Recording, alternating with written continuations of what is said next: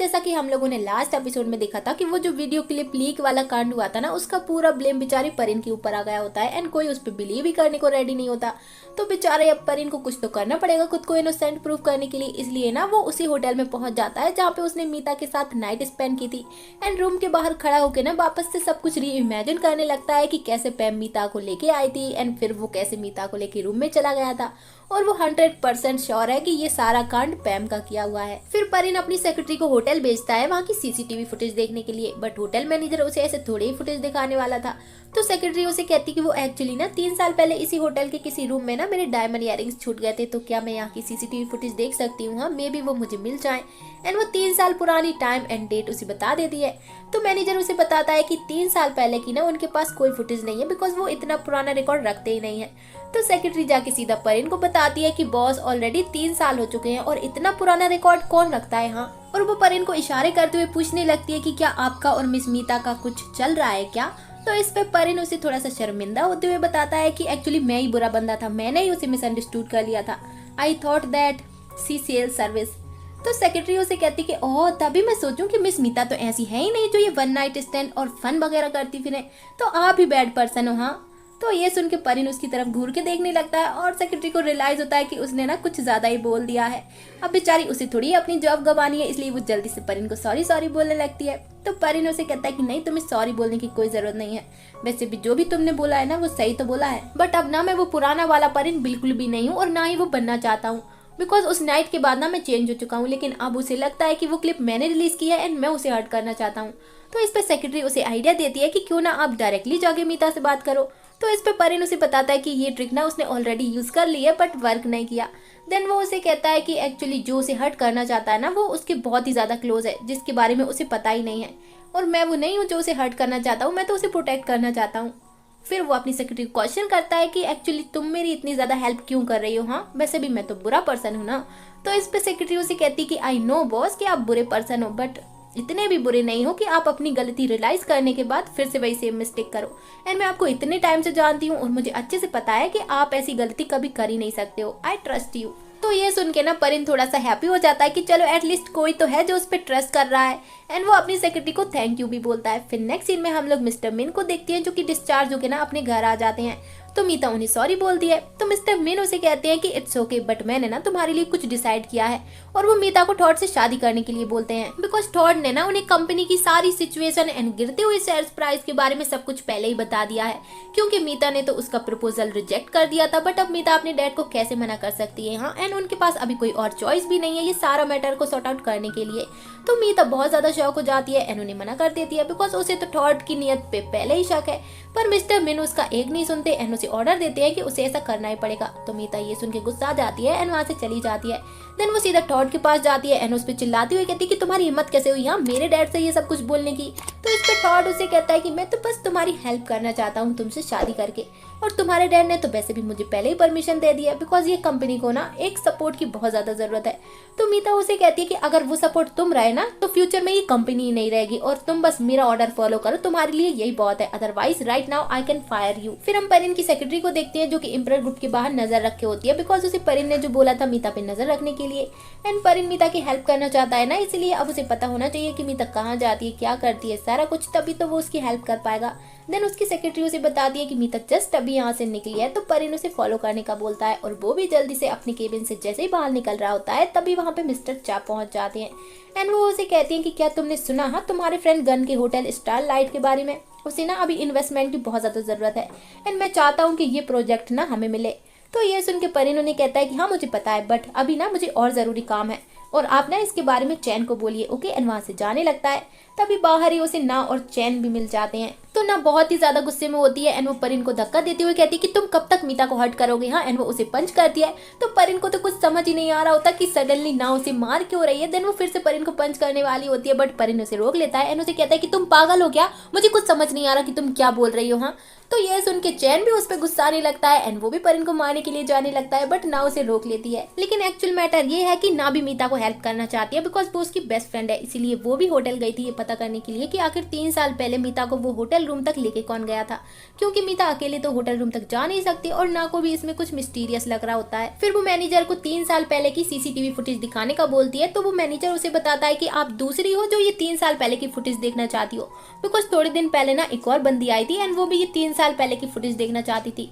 तो ये सुन के ना बहुत ज्यादा सरप्राइज एंड शॉक हो जाती है। देन वो उसे पूछती है कि क्या आपके पास वो बंदी का कोई फोटो है क्या। फिर ना उस बंदी की फोटो को देखे जा रही होती है, तभी चैन उसे बताता है कि अरे ये तो परिन की सेक्रेटरी है ना, इसका फोटो तुम्हारे पास क्या कर रहा है। तो ये सुन के ना बहुत ज्यादा शॉक एंड सरप्राइज हो जाती है और उसे अब लगता है कि परिन ने वो क्लिप सेक्रेटरी की हेल्प से होटल से निकलवाई एंड उसे पोस्ट कर दिया। और बेचारा परिन का मीता की हेल्प करना चाहता था, बट यहाँ तो वो उल्टा ही फंस गया। देन ना उसे उसकी सेक्रेटरी का फोटो दिखाती है एंड उसे सुनाने लगती है कि ये तुम्हारी सेक्रेटरी है ना, इसी की हेल्प से तुमने वो क्लिप निकलवाई एंड उसे पोस्ट कर दिया, क्यों मीता को हर्ट करने के लिए, और उसे कितना ज्यादा हर्ट करोगे यहाँ, एंड उसे सुनाया जा रही होती है। और बेचारा परिन बस चुपचाप से सुन रहा होता है, बिकॉज अगर वो ना को सच भी बताएगा ना कि वो बस मीता की हेल्प करना चाहता था, तब भी ना को उस पर बिलीव तो होने से रहा, इसलिए बेचारा चुप ही रहता है। देन ना उसे वार्न करती है कि अब वो ना मीता से दूर ही रहे, अदरवाइज उसके लिए बिल्कुल अच्छा नहीं होगा। और सीन यहीं पे कट हो जाता है। फिर नेक्स्ट सीन में हम लोग देखते हैं मीता को, जो कि गन से जाके मिलती है। तो गन उससे अपनी बिजनेस प्रॉब्लम्स डिस्कस करता है। तो मीता उसे कहती है कि प्लीज एटलीस्ट एक बार तो मुझे तुम्हारी हेल्प करने दो, बिकॉज हमेशा तुम मेरी हेल्प करते हो, मुझे सपोर्ट करते हो, तो इस बार मेरी बारी है तुम्हारी हेल्प करने की। और हम परिन को देखते हैं जो कि इन दोनों की सारी कॉन्वर्सेशन को सुन लेता है। देन वो सीधा मिस्टर चा के पास जाता है और उन्हें कहता है कि अब वो ये स्टारलाइट प्रोजेक्ट को लीड करेगा, ना कि चैन।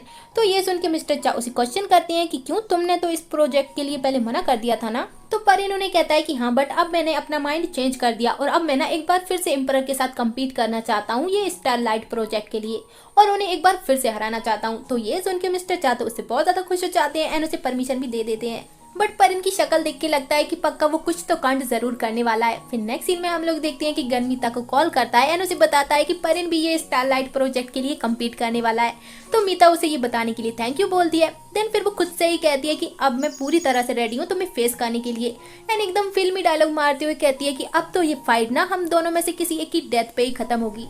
फिर नेक्स्ट सीन में हम लोग देखते हैं कि मीता और थॉट प्रोजेक्ट के लिए ना स्टारलाइट होटल पहुंचते हैं। तो गन उन्हें वेलकम कर रहा होता है, तभी वहां पे परिन की एंट्री होती है, बिकॉज अब वो भी तो ये प्रोजेक्ट में मीता के साथ कम्पीट कर रहा है ना। और मीता को देखते ही उसे टॉन्ट करते हुए कहता है कि तुम मुझे यहाँ देख के शॉक तो नहीं हो गई ना। तो इस पे मीता उसे कहती है कि वो एक्चुअली ना आज मैंने सोचा नहीं था कि मुझे तुम्हारी शक्ल देखने को मिलेगी, एंड दोनों एक दूसरे को ताड़े जा रहे होते हैं। फिर हम लोग देखते हैं कि परिन अपनी सेक्रेटरी को समझा रहा होता है कि वो ना मीता पे नजर रखे और ट्राई करे कि थॉट तो मीता से दूर ही रहे, उसके बिल्कुल भी क्लोज ना आ पाए। तो ये सुन के उसकी सेक्रेटरी उसे क्वेश्चन करती है कि बॉस आप मिस मीता को बता क्यों नहीं देते कि आप उन्हें प्यार करते हो। हाँ, तो इस पे परिन उसे कहता है कि वो एक्चुअली ना मैं मीता के लिए सही चॉइस नहीं हूँ और मेरी वजह से ना मीता को अपनी लाइफ में बहुत ज्यादा सफर करना पड़ा, बट अब मैं उसे कंपनसेट करना चाहता हूँ उसके लिए एक गुड एंड मैचिंग बंदा ढूंढ के, और वो गुड और मैचिंग बंदा है गन्ना की थॉट। और परिन को अपने बेस्ट फ्रेंड के बारे में तो सब कुछ पता ही है कि वो मीता को कितना ज्यादा पसंद करता है, और उसे अच्छे से पता है कि वो मीता को बहुत हैप्पी रखेगा, इसीलिए तो वो ये प्रोजेक्ट से जुड़ा ताकि वो मीता और गन को एक दूसरे के क्लोज ला सके। फिर अगले सीन में हम लोग देखते हैं कि सभी लोग साथ में डिनर कर रहे होते हैं। तो परिन मीता को टॉन्ट करते हुए कहता है कि ये जगह को मैनेज करने के लिए ना एक स्किल्ड एंड एक्सपीरियंस बंदा चाहिए, कोई नौ सीखिया नहीं जो बस यहाँ पे सिर्फ गेम्स खेलने के लिए आया हो। एंड वो आके कहता है कि अगर तुम्हें ये सब कुछ नहीं आता तो डोंट वरी, खुद को फोर्स मत करो ये सब कुछ सीखने के लिए, बट अगर तुम फिर से वही मेथड यूज करने वाली हो जो तुमने पहले मेरे साथ किया था, तो मैं इस प्रोजेक्ट से पीछे हटने के बारे में सोच सकता हूँ। तो ये सब सुन के मीता को बहुत ज्यादा गुस्सा आ जाता है एंड वो परिन के ऊपर वाइन फेंक देती है एंड उसे अच्छे से सुना के ना वहां से चली जाती है। देन गन उसके पीछे जाता है और थॉट भी उसके पीछे जा रहा होता है, बट परिन की सेक्रेटरी है ना उसे रोकने के लिए, एंड वो उसे रोक लेती है। और ये सब कुछ करके ना परिन भी बहुत ज्यादा सैड हो जाता है, बट वो क्या करे, अब वो गन और मीता को क्लोज लाना चाहता है तो उसे ये सब तो करना ही पड़ेगा ताकि मीता उससे और ज्यादा हेट करे एंड गन के और ज्यादा क्लोज हो जाए। फिर अगले सीन में हम लोग देखते हैं चैन की मॉम को, जो कि मिस्टर चा के केबिन में ना कुछ ढूंढ रही होती है, बिकॉज वो एक किटी पार्टी में गई थी, तभी उन्हें उनकी एक फ्रेंड मिली जो कि अभी रिसेंटली अमेरिका से वापस आई थी, एंड वो उन्हें बता दी है कि एक्चुअली मैं ना वहाँ पे एक लेडी से मिली जिसका नाम प्रपापुन है, एंड वो एक स्कूल टीचर है और बहुत ज्यादा प्रिटी है। वो ना मुझसे वहाँ पे मिस्टर चा के बारे में पूछ रही थी, बिकॉज वो दोनों कॉलेज फ्रेंड्स हैं। तो चैन की मॉम को ना ये नाम काफी ज्यादा फेमिलियर लगा, इसलिए अब वो ये पता करना चाहती है कि आखिर मिस्टर चा और ये प्रपापुन के बीच क्या रिलेशन है। तभी उन्हें मिस्टर चा के केबिन में एक फोटो मिल जाती है जो कि उनके कॉलेज टाइम की होती है, जिसमें मिस्टर चा और परिन की मॉम एक साथ होते हैं। फिर नेक्स्ट सीन में हम लोग देखते हैं कि मीता और परिन ना सभी लोग होटल के माउंटेन वाली जगह पे घूमने के लिए गए होते हैं। तभी टॉड को वॉशरूम जाना होता है, पर वॉशरूम ना काफी ज्यादा दूर होता है, तो गन उसे वहाँ पे लेके जाता है। अब बस मीता और परिन ही वहाँ पे अकेले बचे होते हैं। तो मीता जगह देखने के लिए ना और आगे जाने लगती है, तो परिन उसे कहता है कि बी केयरफुल, हाँ तुम गिर जाओगी। पर इस पे मीता उसे उल्टा ही सुनाने लगती है कि मैं तुम्हारी बात क्यों सुनूं, हाँ तुम होते कौन है मुझे बताने वाले, और वैसे भी तुम ना मेरी लाइफ से आउट हो चुके हो, ओके। एंड वो और आगे जाने लगती है, बट तभी उसका पैर स्लिप हो जाता है एंड वो नीचे गिरने लगती है, पर परिन उसे बचा लेता है और दोनों ही नीचे गिर जाते हैं। तो परिन मीता को पूछने लगता है कि तुम ठीक तो हो ना, तुम्हें कहीं चोट तो नहीं लगी। तो इस पे मीता को बहुत ज्यादा गुस्सा आता है एंड वो उसे खुद से दूर करती है और वहाँ से जाने लगती है, बिकॉज अगर वो परिन की बात मान लेती ना तो उसे ऐसे गिरना तो नहीं पड़ता। पर उसके पैर में चोट लगी होती है, तो परिन उसे गोद में हीरो के जैसे उठाता है एंड उसे वहाँ से लेके जाता है। फिर वो मीता को एक जगह पे बैठाता है एंड उसके पैर पे ना अपने रुमाल से पट्टी बांधता है। तो मीता उसे कहती है कि यहाँ ना और कोई भी नहीं है, तो तुम्हें मेरी इतनी ज्यादा केयर करने की और अच्छा बनने की कोई जरूरत नहीं है। तो इस पे परिन उसे कहता है कि कोई फर्क नहीं पड़ता, मैं तुम्हारे लिए कितना भी अच्छा बन लूं तुम वो कभी नोटिस नहीं करोगी, बिकॉज मैं गन नहीं हूँ। तो इस पे मीता उसे कहती है कि तुम ना खुद को उससे कंपेयर मत करो, बिकॉज तुम कंपैरिजन के लायक ही नहीं हो। एंड गुस्सा के वहां से जाने लगती है, बट वो फिर से गिरने वाली होती है, लेकिन परिन ना उसे फिर से पकड़ लेता है और सिचुएशन थोड़ी सी रोमांटिक हो जाती है और परिन स्माइल करने लगता है। बट तभी वहाँ पे गन पहुंच जाता है एंड वो पूछने लगता है कि क्या हुआ, तुम ठीक तो हो ना। तो परिन उसे सब कुछ एक्सप्लेन करता है। देन फिर गन मीता को अपनी गोद में उठाता है और वहाँ से लेके जाने लगता है और परिन को उसे फॉलो करने का बोलता है। और ये देख के ना बेचारा परिन तो बहुत ज्यादा जेलस फील कर रहा होता है एंड उसे बहुत बुरा भी लग रहा होता है। फिर नेक्स्ट सीन में हम लोग देखते हैं कि मीता अपने रूम में रेस्ट कर रही होती है और गन उसका ख्याल रख रहा होता है। तभी वहाँ पे परिन की सेक्रेटरी आ जाती है एंड वो उसे कहती है कि वो मीता का ख्याल रख लेगी एंड वो गन को रेस्ट करने का बोलती है। फिर गन वहाँ से चला जाता है, बट एक्चुअली ना परिन ने ही अपनी सेक्रेटरी को मीता की टेक केयर करने के लिए भेजा था, बिकॉज वो खुद जो नहीं आ सकता था, लेकिन उसे चैन कहाँ मिलने वाला था, तो वो भी मीता के पास पहुंच जाता है। तो फिर सेक्रेटरी वहाँ से चली जाती है। फिर परिन मीता के पास जाता है एंड उसका फीवर चेक करने लगता है। तो मीता बहुत ज्यादा नींद में होती है, इसलिए उसका हाथ होल्ड कर लेती है एंड उसे हक करके सो जाती है। तो परिन भी उसे हक करता है एंड फिर मीता के फोरहेड पे किस करता है और बहुत ज्यादा इमोशनल हो जाता है, बिकॉज पास्ट में उसने जो भी उसके साथ किया है ना उसके लिए उसे बहुत ज्यादा गिल्ट है और उसे बहुत ज्यादा गिल्ट है कि मीता उससे नफरत कर दी है। एंड वो रोते हुए ना मीता को सॉरी बोलने लगता है। सीन बहुत ज्यादा रोमांटिक और इमोशनल होता है। फिर नेक्स्ट मॉर्निंग मीता और परिन ना एक दूसरे को हक करके सो रहे होते हैं, बट परिन मीता के उठने से पहले उठ जाता है एंड वहां से खिसक लेता है, बिकॉज अगर मीता उसे अपने साथ ऐसे देख लेती ना तो पता नहीं फिर परिन का क्या हाल होने वाला था। फिर मीता सुबह ब्रेकफास्ट के लिए नीचे आती है, तो टॉड और गन उसकी चलने में हेल्प करने लगते हैं। तो इस पे परिन फिर से मीता को टॉन्ट करते हुए कहता है कि धीरे धीरे चलो, ये तुम्हारे लिए अच्छा होगा, ताकि तुम मेरा और ज्यादा टाइम वेस्ट ना कर पाओ, और अगर खड़ी नहीं हो सकती हो तो गो होम, ओके। तो इस पे मीता उसे कहती कि डोंट वरी, इतने से मैटर के लिए ना मुझे घर जाने की कोई जरूरत नहीं है, ओके। तभी टॉड और गन भी मीता को घर जाके ना रेस्ट करने का बोलते हैं। अब एक्चुअली परिन ने तो बोला ही इसलिए था ताकि ये दोनों ढक्कन ना मीता को घर जाने के लिए इंसिस्ट करने लगे, बिकॉज अगर मीता ऐसी हालत में काम करती तो बेचारा परिन उसे कैसे देख सकता था, हाँ। और अगर परिन सीधे ही मीता से घर जाने का बोलता तो मीता तो उसकी बात सुनने से रही, इसलिए घी सीधी उंगली से ना निकले तो उंगली टेढ़ी कर लेनी चाहिए। देन फिर परिन मीता को फिर से टॉन्टबाजी करते हुए कहता है कि हाँ चलो मैं तो चला रेडी होने के लिए, बिकॉज मैं यहाँ पे कोई वेकेशन या फिर हनीमून पे थोड़ी ही आया हूँ, मुझे और भी ज्यादा इंपॉर्टेंट काम है। एंड वहाँ से चला जाता है। फिर नेक्स्ट सीन में हम लोग देखते हैं कि चैन की मॉम मिस्टर चा से प्रपापन के बारे में पूछने लगती हैं कि क्या तुम उसे जानते हो, हाँ। तो ये नाम सुन के ही मिस्टर चा के तो होश ही उड़ जाते हैं एंड वो बहुत ज्यादा शॉक हो जाते हैं। और ये वाला पार्ट यहीं पे कंप्लीट होता है। Then see you for the next video, सायोनारा, बाय बाय।